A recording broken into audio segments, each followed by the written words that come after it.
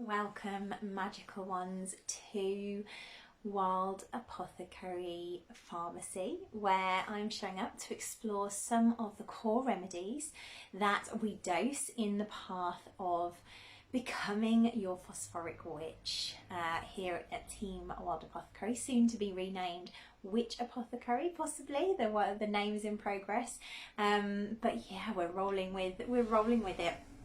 And yeah, I was just actually dosing this remedy to a dear sister of mine, and it really became clear that this is a remedy, and I've dosed it before actually as part of Medicine Woman, but it really feels to me that this is actually a really, really important remedy relationship for the Phosphoric Witch.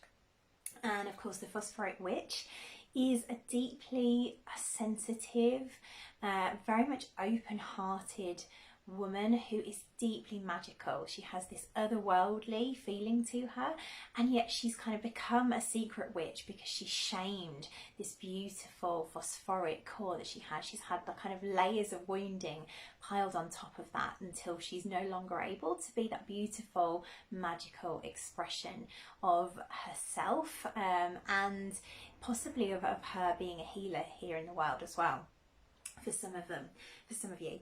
And so we're dosing these different remedies, these different remedy relationships, the wounds that the Phosphoric Witch tends to experience as she journeys back into her self-expression.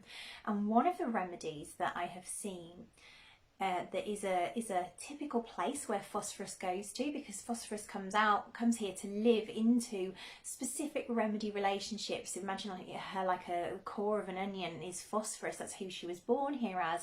Then there are layers and layers and layers of wounds and trauma that kind of shroud over and cloud over this beautiful, shiny, bright, fiery phosphoric core. And one of those layers is Natrum Muriaticum, Nat Mur. And Nat Mur is the remedy I'm going to be exploring today. So Nat Mur is, just before actually I always like to just present a disclaimer because the way that I work is different to the lineage of homeopathy that this path is based on. So I do not prescribe remedies for people to take. I naturally dose remedies. This is part of my own unique medicine, is that I dose remedies as I bring them to life. So if you do not want to be dosed, this is really, really important that we work with these remedies in a sacred and honouring way. If you are not here to be dosed, then I would recommend that you stop listening, because what I'm about to do is bring the remedy alive, and in that will likely be, if you are open and willing to work with that invocation, that will be an energetic dosing. That's how we work here in the path of Wild Apothecary. So I'm going to bring Nat Mur alive. It's very important that you choose into that consciously and intentionally, and that is the deep invitation with all of our remedies here in the path.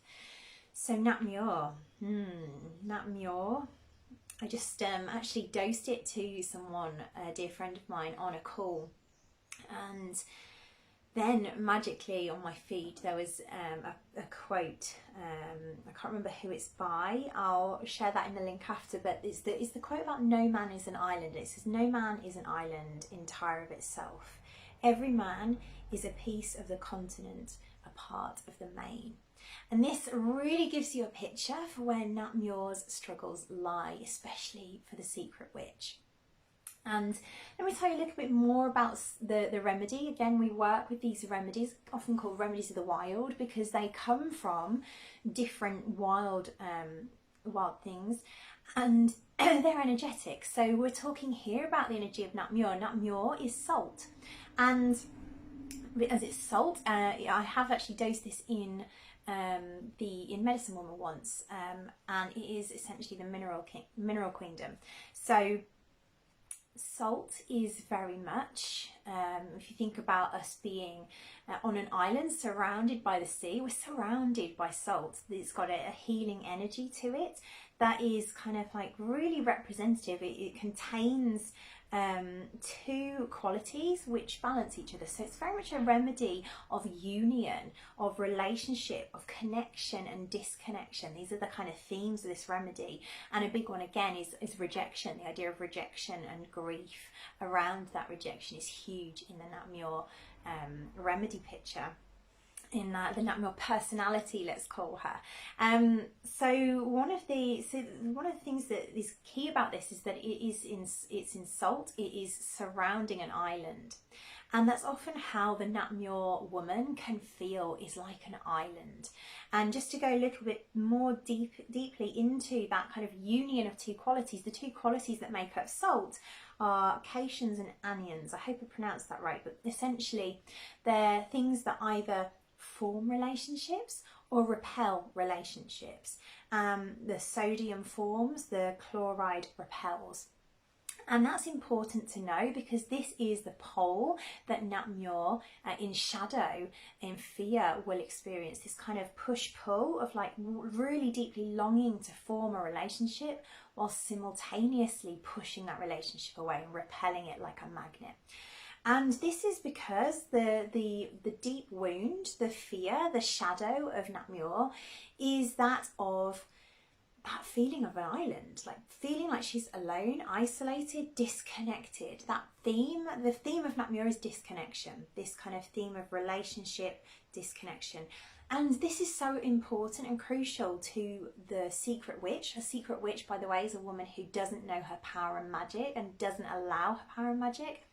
It's important to the witch because the witch feels this deep pain, this deep burden of the witch wound, this fear of like not being allowed to be her true self, not being allowed to be connected to her medicine, to her remedy, to her magic. So again, if she was connected, the theme of Nat Mur, connection, disconnection, if she was connected, a magical woman, to her remedy, to her medicine, to her self-expression of power, she was most likely to have been not only rejected but kind of chased out the village with pitchforks, literally wanting to be burned at the people wanting her to be burned at the stake. So there was this deep sense, again picked up by our ancestors and transferred through our DNA, through, if you're a homeopath, what we call miasms, this witch wound of this fear that we as witches, as magical ones, as phosphoric ones, are going to be burned at the stake. And this is a huge theme in Nat Mur, and it can show up in the secret witch as disconnection in all ways, shapes and forms. So it can be disconnection from others. This will show up in the secret witch's relationships, this sense of disconnection. I remember for me, when I was married, I was very much in a Nat Mur state. There was that real sense of disconnection. And again, like really struggling to be in a relationship where she's not armoured up, where she's open, where she is that beautiful, like she was born here phosphoric was born here open-hearted, but can really quickly and easily close. Because she's so open, she can close over in fear really easily and start to armour up and build those layers of that onion, especially when she experiences something which may feel like a rejection or grief. So it may be that something particular that your soul chose into living out has come here, you've experienced that, and it's had you shut down your phosphoric openness, your phosphoric sensitivity. This is Nat Mur. Nat Mur will be that state that has you armour up, close your heart, disconnect. And it can also have you disconnect from your soul will, from who you came here to be. It can have you disconnect literally from being phosphorus, from being a magical one, from being your healing gift in the world. Literally from your magic. It will have you disconnect from that. It will have you feel a disconnect from your emotions. There will be this kind of, I can't look at that anymore, I'm just going to shove it down and hope it goes away. That kind of Nat Mur sense of like, no, I'm an island, I don't need help, I don't need to look at this. There's a real sense of disconnection from her own emotions.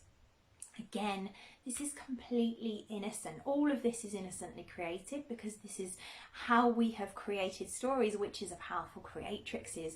We created these stories around the experiences that we've had that have been traumatic, and it's put us into Nat Mur state completely innocently. And the way that we can then work with this is by alchemizing, working with this remedy a little bit more deeply to really heal those wounds so that we can become our full expression again. Other ways that Nat Mur will have us in a wounded state is we disconnect from nature. We will feel that a real deep rejection, if we have ever experienced rejection, which is likely that as a witch we have, because it's the wound that we're here to experience. But she will feel this deep sense of rejection, and she'll lock herself away, preferring to be that island that's not in union. Kind of think about the archetypal witch. She's shown as this figure who just kind of locks herself away in a cabin in the woods, and that is often how the witch can express when she's in a Nat Mur grief state and she's kind of armoured up, and yet she longs for connection. If this is a remedy that you are in, you will feel isolated, you will feel shut down, you will feel perhaps like you haven't got any other witch sisters. And again, this is why this kind of deep connection that we have between like-minded souls, between other phosphoric women, is so, so important to this path, because there is that Nat Mur sense of like isolation, disconnection in the witch. She becomes the island surrounded by salt. And in order to heal that, there is the requirement to work with this remedy a little bit more deeply.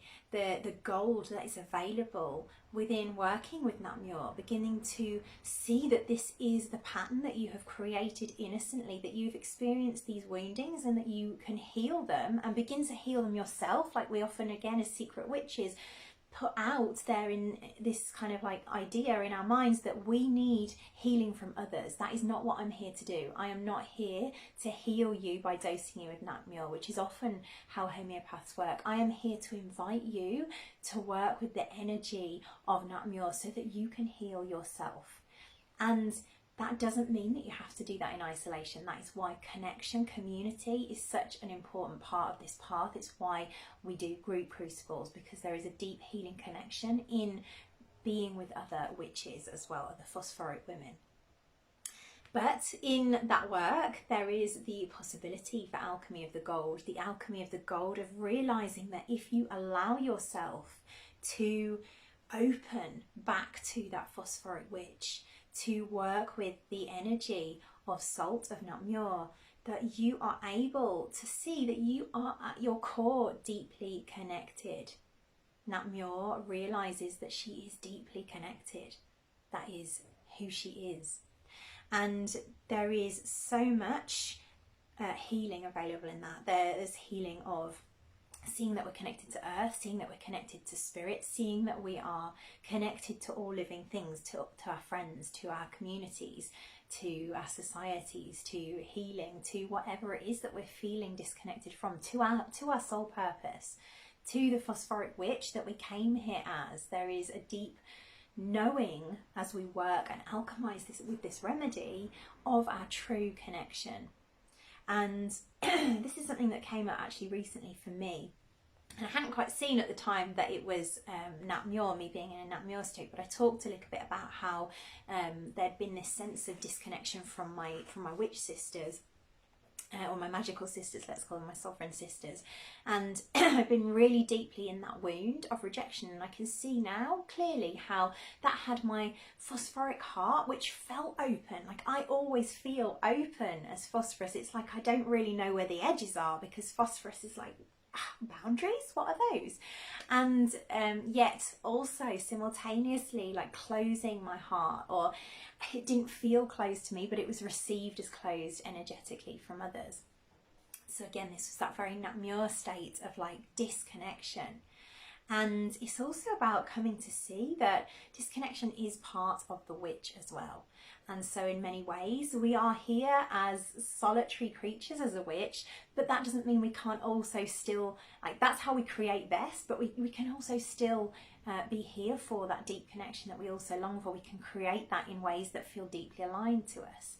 So that is the gold that is available to us, and that is something that I really began to see. And as I've worked with that energy, that energetic of opening back into my phosphoric witch, I've really seen that deep connection to spirit, that deep connection to my mission and my vision as well, particularly because those things can be easily shut off when we go into a Nat Mur state.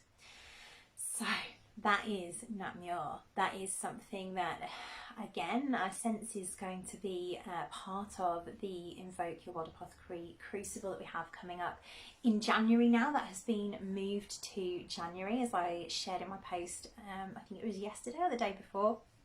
And in the meantime, again, I talked about the power of invocation. So what I would invite you to do is work a little bit more. If this is a remedy that really resonates with you, work a little bit more deeply with it. And the ways that you can do that are to really begin to notice, like, where are you disconnecting? Where are you being the island and armoring up in order to avoid that true deep connection that is there in the alchemized gold?